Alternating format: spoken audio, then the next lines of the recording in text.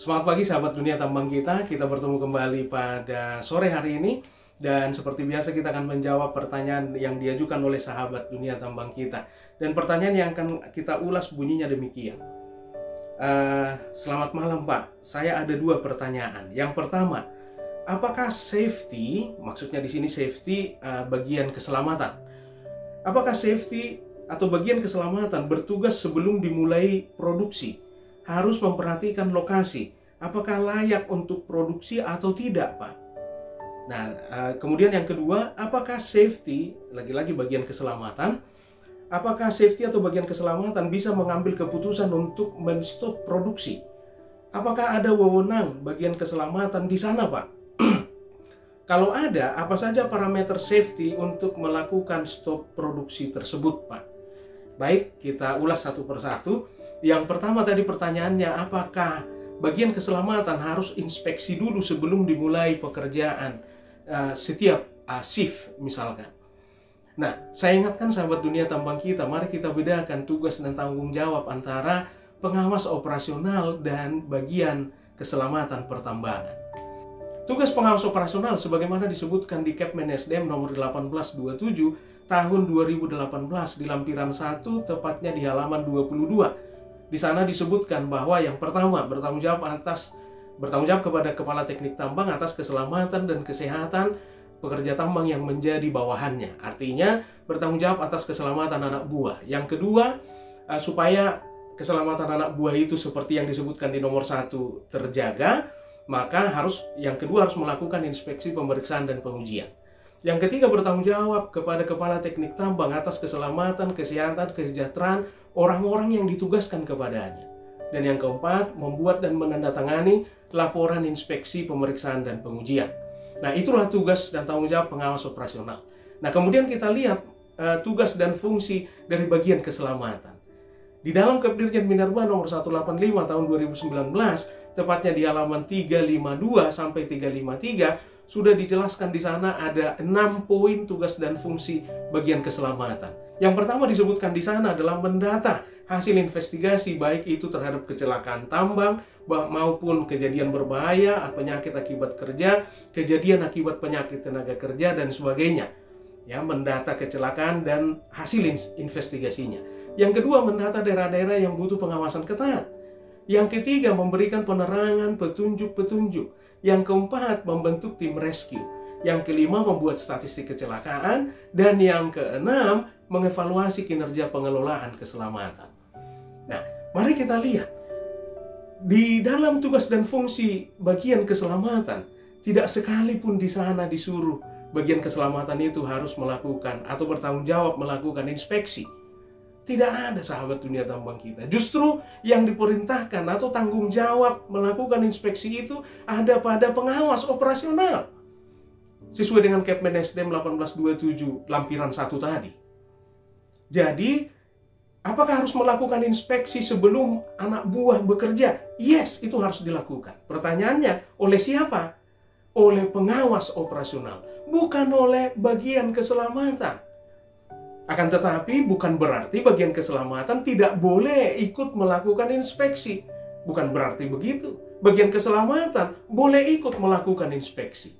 Semakin banyak yang inspeksi, semakin sering dilakukan inspeksi, tentu semakin baik. Jadi, bukan berarti tidak boleh bagian keselamatan terlibat dalam melakukan inspeksi tersebut. Boleh sahabat dunia tambang kita. Hanya saja tanggung jawab siapa yang harus melakukan itu adalah pengawas operasional. Jadi seperti itu. Mari kita kembalikan ke tugas dan fungsi dan tanggung jawab masing-masing. Nah, kemudian pertanyaan yang kedua tadi ditanyakan, apakah boleh bagian keselamatan men-stop produksi? Misalkan ketemu sesuatu di lapangan, ketemu suatu bahaya yang sangat kritis misalkan, sesuai dengan klasifikasi bahaya atau sesuai dengan risk assessment yang sudah dilakukan perusahaan tersebut, misalnya ketemu tanpa pengendalian maka langsung di-stop. Apakah boleh?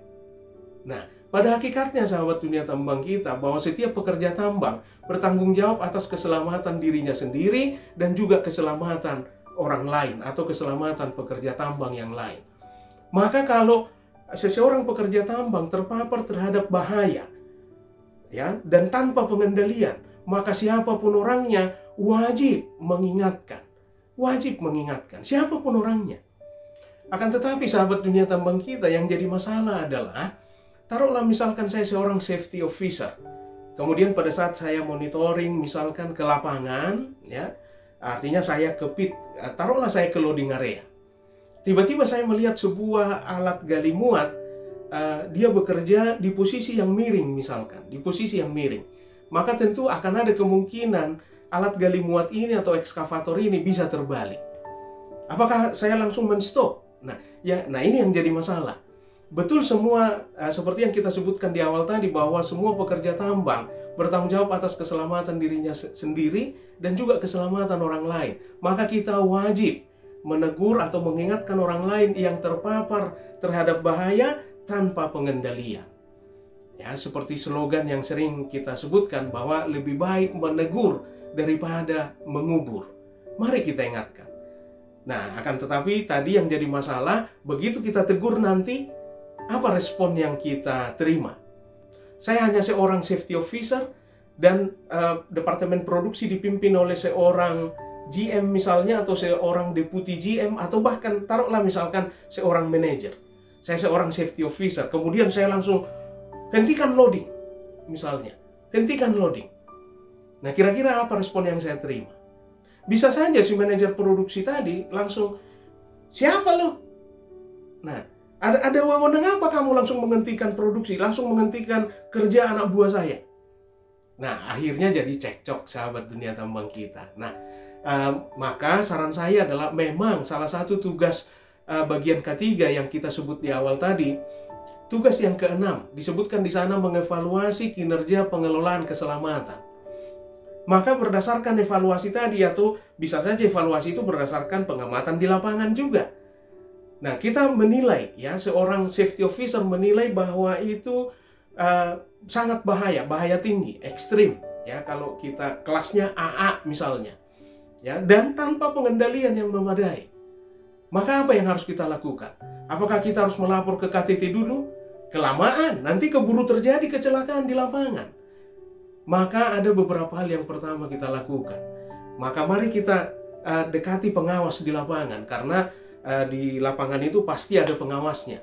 Oke, mari kita dekati, kita jelaskan apa bahayanya dengan cara cepat, dengan cara yang efektif menyampaikan, dan kemudian menyampaikan apa rekomendasi kita.